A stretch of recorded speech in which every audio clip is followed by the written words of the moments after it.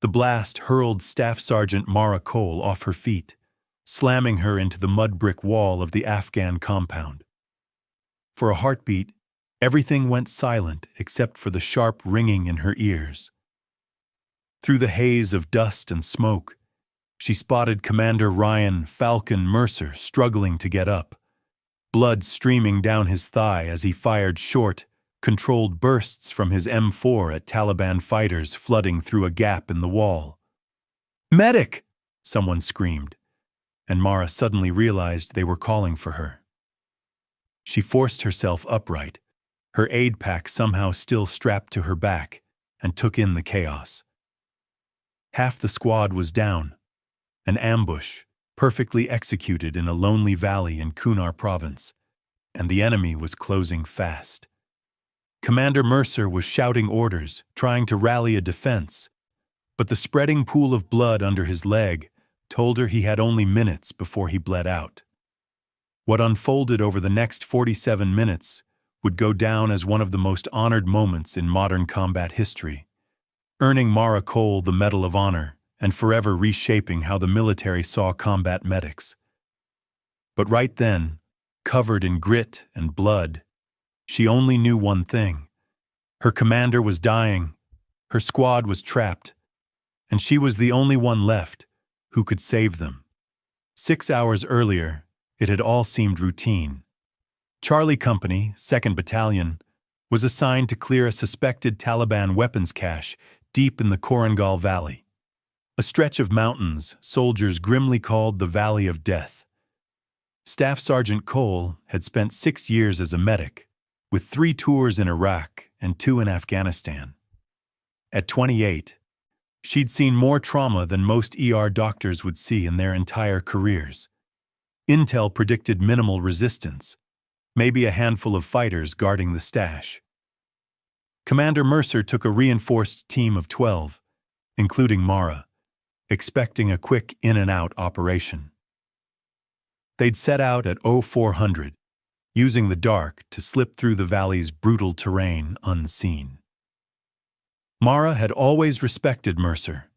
The 35-year-old officer from Texas was known for leading from the front, never asking his people to do what he wouldn't. He knew every soldier's name, their families, their ambitions.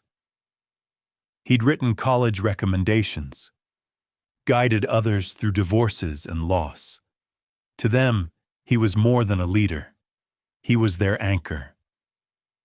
Approaching the target, Specialist Nate Blaze Harper, Walking Point, raised a clenched fist. The column froze. Through her night vision, Mara saw the compound ahead, a cluster of low mud brick buildings ringed by a crumbling wall. It looked deserted. "Too quiet," Harper murmured over comms. Mercer advanced, rifle ready. "Eagle Eye, this is Falcon 1, he radioed to the Overwatch team positioned on the ridge. "What do you see?" "Negative movement, Falcon 1, came the reply. "Thermal shows maybe 2 or 3 heat signatures inside the main structure." That maybe should have been the warning. The Taliban had learned to beat thermal scans with heavy blankets and tunnel systems buried deep beneath the walls. But the op was time-sensitive. They needed to hit before sunrise, before civilians filled the valley and the fighters disappeared among them. "We go in fast and hard," Mercer decided. "Harper, breach the gate. Porter Lewis, cover. Cole, stay tight on me." Mara double-checked her gear. Bandages, tourniquets, morphine, quick clot, chest seals, everything she might need to keep someone breathing long enough for evac. She'd done this ritual 100 times, but it never got easier knowing that in minutes, she might be patching up someone she'd shared coffee with that morning. They advanced in a silent column, boots crunching softly over rock and dust. Harper planted the charge while the others covered angles. Mara positioned herself behind Mercer, close enough to reach him if needed, far enough to stay out of the immediate kill zone. Breaching in 3, 2, 1, the blast tore apart the stillness, the gate blown inward. Harper went first, Mercer on his heels, the rest following. Mara entered fourth, M9 in hand, medical pack bouncing at her back. The compound erupted in chaos. Gunfire flared from every doorway and window. It wasn't 3 fighters. It was 30, maybe more. The Taliban had turned the compound into a kill zone, and Charlie Company had walked straight into it. Private First Class Kyle Porter, barely 19 and on his first deployment, took a bullet square in the chest. His armor caught it, but the impact spun him hard. A second shot tore into his neck, and he dropped, blood spraying. "Man down!" someone shouted, and Mara was already moving before the echo faded. She slid beside Porter, hands working fast, pulling out a combat gauze. The wound was bad. The round had grazed the carotid artery. She pressed down firmly, her other hand reaching for a hemostatic agent. "You're okay, Kyle." She lied softly, voice steady in the chaos. "Just a scratch. I've got you." Around her, the fight roared, the harsh rattle of AKs mixing with the sharper bursts of M4s. RPGs shrieked overhead, hammering the walls. Through it all came Mercer's calm, commanding tone. "Lewis, suppress that window. Harper, grenade that doorway. Move to cover." Mara stopped the bleeding, but Porter had lost too much blood. His eyes had gone dull, unfocused. She jabbed a morphine auto-injector into his thigh and dragged him behind a low wall, tagging him with a casualty card for the medevac she prayed would come. That's when the second wave hit. Taliban fighters flooded through breaches they'd blown in the outer walls, rising from tunnels where they'd hidden, waiting for the Americans to fully commit. It was a flawless trap. "Fall back! Fall back to the main building!" Mercer ordered, firing tight. Controlled bursts as he covered their retreat. Mara gripped Porter under the arms, dragging him toward the structure. Specialist Tara Pixie Lawson appeared beside her, helping haul the wounded soldier. Together they stumbled into the main building, where the squad was throwing together a desperate defense. Inside was pure chaos. Sergeant First Class Logan Bear Maddox was bleeding from shrapnel cuts across his arm and face. Private Evan Brooks had a hole through his calf and was trying to tighten a tourniquet with trembling hands. Corporal Noah Reyes, their comms man, was shouting into his radio for close air support and medevac. "Negative on the birds," came the reply. "Weather's rolling in. Nothing's flying for at least 2 hours." 2 hours in this kind of fight. That might as well be forever.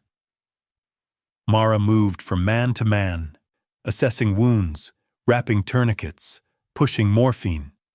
Her hands worked on instinct, muscle memory honed by years of trauma care. She tuned out the chaos, the bullets cracking, the explosions outside. Her entire world shrank to the wounded lying before her. Mercer kept the defense moving, shifting window to window, directing fire and shouting positions. His steady presence alone held the squad together. Then the IED went off. The blast had been waiting under the floor for weeks, triggered at the perfect moment. It ripped through the room, hurling soldiers like dolls. The roof gave way in part, raining down dirt and debris. Mara hit the ground hard, her head ringing, vision swimming. She forced herself up, coughing in the choking dust, searching for the living. What she saw froze her blood. Commander Mercer was down, his right leg twisted grotesquely, blood pumping from a gaping wound. His femoral artery was hit. He had minutes, maybe less, before he was gone. Mara crawled to him, her medical pack somehow still strapped to her back. Mercer's eyes were open but unfocused, his face already paling from blood loss. His M4 stayed clutched in his hands and, even semi-conscious, He kept trying to aim it at the doorway where Taliban fighters were surging in. "Sir, I need you to stay still," Mara said, ripping open her last tourniquet. "The squad," Mercer mumbled, blood bubbling at his mouth. "Internal injuries, too." "I've got it, sir. Just stay with me." She snaked the tourniquet high on his thigh and cranked it until the bleeding slowed, but other wounds showed. Shrapnel to the belly, a likely punctured lung. He needed a surgeon, not a field medic. Around them, the situation was falling apart. Half the squad wounded, ammo nearly gone, the enemy pressing in, smelling victory. That's when Mara made the choice that would define her. "Pixie Bear, can you still fight?" she yelled. "Barely," Pixie gasped, blood streaming from a scalp wound. "Hold the north wall. Reyes, keep calling for support. Everyone who can shoot, pick a window and make every round count." She turned back to Mercer as he tried to focus on her face. "Mara, get them out," he whispered. "Not without you, sir." She slid under his arms and began dragging him toward the rear of the building where cover was marginally better. Mercer weighed at least 200 with gear, but adrenaline lent her strength she didn't know she had. Bullets cracked so close she felt their heat. An RPG slammed into the wall, showering them with debris.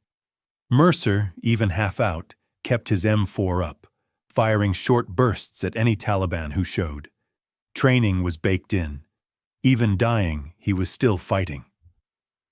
They reached a small storage room in the back. Mara propped him against the wall and ran a quick assessment. The tourniquet held, but he'd already lost too much blood. His breathing was shallow, definitely a punctured lung, and without immediate surgery, he wouldn't make it. "Mara," Mercer croaked. Take my rifle, the squad needs it." "Sir, you'll be fine. Medevac, no birds coming." He coughed, blood flecking his lips. "You know what must be done." From the main room came Reyes's frantic voice. "They're coming through the east wall. We can't hold." Mara looked at Mercer's M4, then at his face. His eyes, glazed with pain, were clear. He knew what he was asking. The squad needed every shooter. Keeping him alive right now would cost their defense. "Sir, I'm a medic. I save lives. I don't—" "You're a soldier first," Mercer cut in, voice steeled by will. "Right now, those soldiers need a leader. Be that leader, Mara." The firefight grew nearer. Taliban voices rose, excited at the scent of an American rout. Mara made her choice. She grabbed Mercer's M4, checked the magazine, half full. She pulled the remaining mags from his vest, stuffing them into her pouches. The rifle felt foreign in her hands. She'd qualified on it in basic and done range time, but never fired one in real combat. Her weapon, until now, had been medicine, not bullets. "I'll come back for you, sir," she promised. "I know you will," Mercer rasped, offering a weak smile. "Now go." "That's an order." Mara burst from the storage room into the main chamber and found chaos. Blaze was down, unconscious or worse. Pixie was firing from a window, nearly out of ammo. Reyes was still on the radio, voice raw from screams. Only 5 soldiers were still combat effective, and they were being pushed back. "Pixie, what's your ammo?" Mara yelled as she took a position at a window. "Last mag," came the reply. Through the glass, Mara could see at least 20 fighters massing for a final assault, moving through rubble and smoke. In minutes, they'd overrun the building. That's when her medical training kicked in a way she hadn't expected. Medicine teaches you to spot patterns, diagnose quickly, and act decisively. Scanning the enemy positions, she saw the pattern. They were bunching at 2 breach points, creating choke funnels, Textbook fatal traps, Mercer would have said. Reyes, you still got grenades? She called. 2 frags, 1 smoke. Pixie, Lewis, concentrate fire on the left breach. Everyone else watch the right. Reyes, prep those frags. Mara shouldered. Mercer's. M4 found the Orog scope and settled on a fighter lugging an RPG, then forced her breathing into the slow, steady rhythm they drilled in basic. Exhale halfway, hold, squeeze. The rifle kicked into her shoulder, and the man went down. It felt nothing like medicine. In the clinic, she fought to keep people alive. Here, she had to end lives to protect others. The aim, though, was the same. Protect her patients, her squad. Another silhouette moved into her crosshair. A 3-round burst, and he collapsed. "Frag out!" Reyes shouted, lobbing a grenade into the left breach. Bodies flew. Mara kept firing, measured and precise. Every round counted. They were too low on ammo to waste shots. The medic half of her cataloged the damage clinically. Center mass hits that would wreck organs, clean headshots that stopped fighters instantly. "Reloading," Pixie called. "Covering," Mara answered, shifting her aim to Pixie's sector. The Taliban assault faltered. They'd expected to steamroll a beaten, wounded group. Instead, they met coordinated resistance and bodies piled at the breach points. Still, Mara knew they couldn't hold forever. Magazines were nearly gone and the enemy had endless reinforcements. They needed a game changer. Then she remembered the cache intel. "Reyes, the cache. Where exactly?" "Across the courtyard, northeast corner," came the reply. Mara peered through the window. Maybe 50 meters, open ground, a killing field under Taliban fire. Suicide to try, unless. "Reyes, pop smoke between us and that building. Pixie, Lewis, Bear, covering fire on my signal." "Mara, what are you doing?" Pixie started. "We need those weapons." "I'm going for the cache." "That's insane." "So is dying here." "On my mark." "Mark." Reyes tossed a smoke grenade. Purple smoke rolled across the yard. Pixie and the others opened up, driving the enemy down. Mara sprinted. Time stretched. Bullets snapped past, tugging at her gear. The smoke hid her shape, but didn't stop the rounds. One tracer spat off the ground inches from her boots. Another tore through her medical pack. She crossed the 50 meters in what felt like forever and slammed into the target building's door, crashing through. Inside were exactly what intel promised: crates of weapons and ammo, boxes of AKs, stacks of RPG-7s, and most dangerous, blocks of C4 with detonators. The Taliban had been planning something massive. Mara moved fast. She shouldered an RPG and bundled rockets across her back, stuffed M4 mags into her pockets from captured American crates, then improvised like any good combat engineer, rigging 2 blocks of C4 to a simple timer, the kind she'd seen too often in Iraq, only now turning the enemy's tools against them. She set it for 3 minutes, scooped up as much ammo as she could carry, and ran back. Smoke thinned. A fighter stood up from cover, AK raised. Mara fired Mercer's M4 from the hip and dropped him. Another popped up. 3-round burst. Down. She barreled back through the door, ammo spilling from her arms. "Grab everything!" she shouted, dumping the supplies. "We're displacing in 2 minutes." "Displacing where?" Pixie asked, grabbing fresh mags. "There's a depression in the ground, 20 meters north. Better cover than here." "Move the wounded first." Mara sprinted to the storage room where she'd left Mercer. He was still conscious. Barely. His face was ghost white, but his eyes tracked her as she entered. "Heard. Shooting," he whispered. "Had to borrow your rifle, sir." Hope you don't mind. She slid under his arms and began the brutal drag toward their new position. The others were moving too, carrying and dragging the wounded, and just as they cleared the building, the C4 detonated. The blast was enormous. The cache had more explosives than she'd thought. The whole structure disappeared in a fireball 100 feet high, the shockwave flattening everyone. But it also stunned the fighters preparing another assault. "Move! Move!" Mara screamed, half carrying, half dragging Mercer toward the depression. It wasn't much, just a natural fold about 3 feet deep, but it was better than the blown-out building. They slid in and immediately set defensive positions. Mara propped Mercer against the earthen wall and checked his wounds. The tourniquet held, but his breathing worsened. "That's impressive," Mercer managed. "Save your strength, sir." The Taliban were regrouping from the blast, but more cautious. The massive explosion proved the Americans still had teeth. They began probing attacks, testing the line. Mara kept commanding the defense while treating the wounded. One moment applying pressure dressings, the next firing Mercer's M4. Then back to morphine, and then to calling sectors of fire. She was everywhere at once. Medic and fighter rolled into one.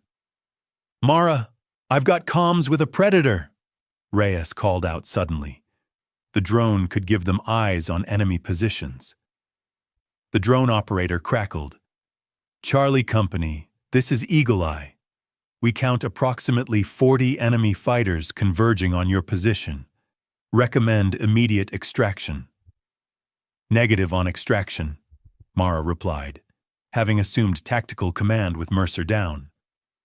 "We have non-ambulatory wounded. Request immediate close air support.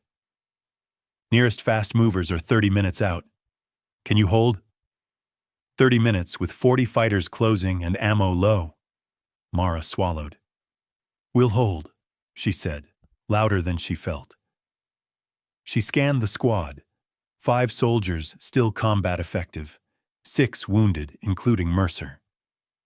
The math didn't add up. Then she remembered something Mercer had drilled months earlier.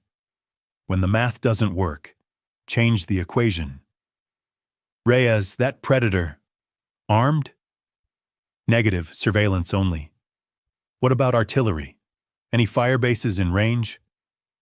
"Firebase Lightning is about 15 clicks out, but we're danger close for artillery. Get them on the line." While Reyes worked the radio, Mara peered through Mercer's rifle scope and studied their position. The Taliban were massing in 3 groups for a coordinated assault, but they'd made a tactical error. They were bunching up, using the same covered approaches to avoid American sight lines. "Firebase Lightning online," Reyes reported. Mara took the handset. "Lightning, this is Charlie Company. Request immediate suppression." "Danger close," came the reply. "I have the coordinates." "Charlie Company. That's inside." "Danger close range. We need—" Mara cut in. "I'm the senior combat effective soldier, and I'm calling it in. Grid reference." She rattled off the coordinates, using the drone feed to walk fire onto the Taliban positions. "Charlie Company, confirm you have adequate cover." Mara looked over their shallow depression and at her wounded. It wasn't really adequate, but it was all they had. "Confirmed. Fire for effect. Rounds out. 40 seconds to impact. Take cover." "Everyone down!" Mara shouted. "Danger close!" She threw herself over. Mercer, shielding him with her body as the world detonated. The 153 military's howitzer shells hit like the wrath of God. The earth convulsed. Dirt and debris pelted them from every direction. The concussion crushed the air from her lungs, leaving her gasping. But the effect on the enemy was catastrophic. Through the rolling smoke, she saw fighters flung like rag dolls, their positions obliterated. "Adjust fire," she called, using the drone feed to guide artillery onto what was left. Drop 50, left 100. New rounds slammed in. The Taliban assault collapsed. Survivors broke and ran, their morale shattered by the barrage. Cease fire! Cease fire! Mara yelled. Enemy retreating! In the eerie silence that followed, the low thrum of helicopter blades rose in the distance. Charlie Company, this is Dustoff 3-1, came a new voice over the radio. We're 5 minutes out. Pop smoke for visual. Medevac helicopters. Somehow they'd found a gap in the storm. Mara yanked a green smoke canister and hurled it, then turned to the wounded. Mercer was still breathing, but barely. Porter had slipped into shock. Blaise Wankisur was conscious again, but dazed, likely concussed. The next moments blurred together. The Black Hawks swept in low, their door gunners pouring suppressive fire even though the enemy had fled. Flight medics jumped out, joining Mara in triaging and loading the injured. Who's in command here? One medic demanded. That'd be Sergeant Cole. Ray Hasmelk answered, pointing to her. The medic stared. Mara was caked in blood, dirt, and dust. Mercer's M4 still slung across her chest, her medical pack torn and bullet-scarred. You're the medic who called in the artillery? Someone had to, she said, helping lift Mercer onto a stretcher. His eyes met hers as they raised him. Mara, he whispered. She leaned close. Thank you, he breathed. Just doing my job, sir. No, Mercer managed a faint grin. You did everyone's job. As the helicopters lifted off, the adrenaline ebbed and exhaustion finally crashed in. She'd been running on pure instinct for over an hour.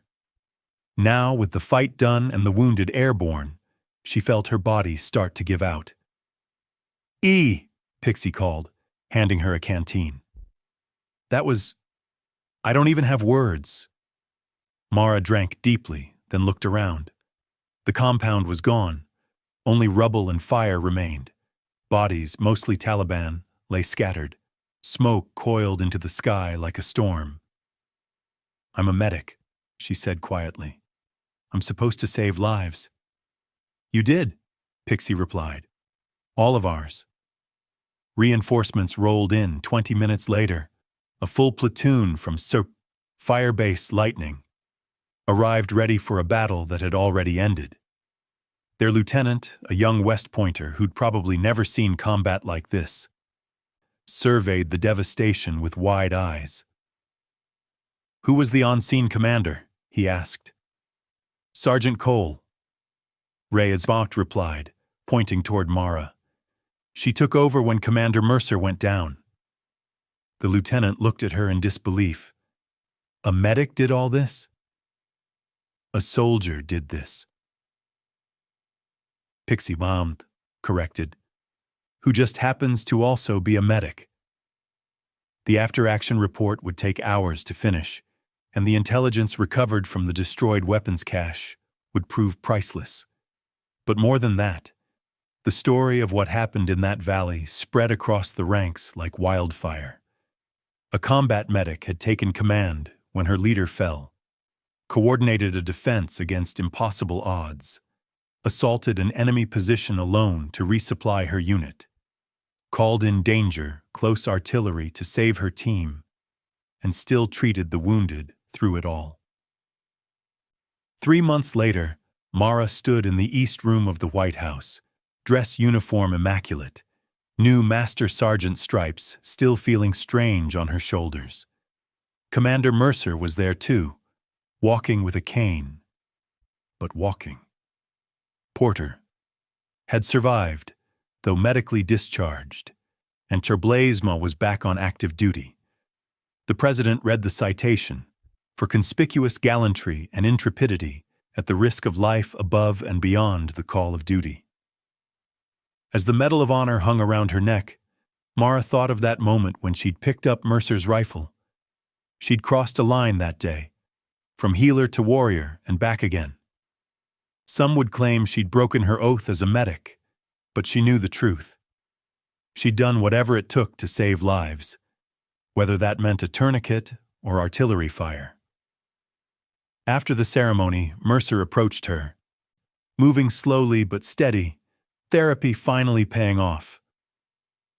"I never properly thanked you," he said. "You already did, sir, on the helicopter." "No, I mean..." He hesitated. "You didn't just save me, you saved everyone. You became the leader we needed when it mattered most." "I only did what you would have done," she said. Mercer smiled. "No, Cole. You did what had to be done. That's what makes you exceptional." Later at the reception, Mara found herself speaking with the Army Chief of Staff, a grizzled general with more wars behind him than anyone else there. "Sergeant Cole," he began, "what you did has started serious talk at the top. About medics' roles, emergency command authority, all of it. Some argue medics shouldn't take offensive action, that it breaks medical neutrality. And what do you say, sir?" The general smiled faintly. "I say that in combat, you do whatever it takes to bring your people home. You proved a medic can be a warrior when needed, without losing sight of the mission to save lives. You changed how we think about battlefield medicine. The impact of that day went far beyond medals. The Army rewrote its combat medic doctrine, adding advanced weapons and tactical training, establishing the idea of the medic as emergency leader. Mara herself helped develop and teach the new program. But the most personal moment came 6 months later, when she received a small package from Captain Kyle Porter's. "Mother." Inside was a handwritten letter. "My son is alive because of you. Not just because you stopped his bleeding, but because you made sure there was a helicopter to get him home. Thank you for being both a healer and a warrior when my boy needed both." Mara carried that letter in her pocket for the rest of her tour. It reminded her that sometimes the only way to save lives is to fight for them. The Hippocratic Oath said, "First, do no harm." But in war, preventing harm sometimes meant picking up a rifle and finishing the fight. Years later, as Command Sergeant Major Mara Cole stood before a room of new combat medics at Fort Jackson, she told them, "You are healers first, always. But never forget, you are also soldiers. There may come a moment when you must choose between treating a wound and stopping more from being made. When that day comes, remember your mission. Preserve life by any means necessary." She would hold up her hands, the scars not from battle, but from the hundreds of IVs she'd started, the pressure bandages she'd wrapped, the lives she'd refused to let go. Then she'd show them her marksmanship badge, earned after that day in the valley when she learned a medic's most vital tool isn't just a bandage or a tourniquet. It's the courage to do whatever needs to be done. The old belief that medics were only non-combatants had died in that valley in Kunar province. In its place rose a new truth. In modern war, every soldier might have to lead, and every medic might have to fight. The line between saving lives and taking them blurred in the smoke and dust of battle, but one duty stayed the same, the sacred vow to bring everyone home. And on that day, Staff Sergeant Mara Cole fulfilled it in a way no one could have imagined. She dragged her commander through hell, lifted his weapon, and finished the mission. In doing so, she didn't just save lives. She redefined what it meant to be a combat medic in the 21st century. Her Medal of Honor citation would be read at schools and bases for decades. But for Mara, the real honor was simpler. Every soldier from her squad made it home alive. In the end, that was all that mattered. She had been a medic, a warrior, and a leader, whatever her people needed her to be. When death came for them, she stood between it and her soldiers, M4 in one hand, medical pack in the other, refusing to let either duty fail. The mission was complete. Her soldiers lived. Everything else was paperwork and ceremony. In those Afghan mountains, she'd learned the hardest truth of all. Sometimes to save lives, you have to be willing to take them. And sometimes, the best medicine is precision firepower, delivered with courage and resolve. As she looked out at her students, young medics preparing for their own trials by fire, she hoped they'd never face what she had. But if they did, she knew they'd be ready. Ready to heal, ready to fight, ready to lead, ready to do whatever it took to bring everyone home, because that's what combat medics do. They stand between death and their soldiers, armed with bandages and bullets alike, fighting death with everything they have. And sometimes, just sometimes, they win. This is Old Bill's Tales.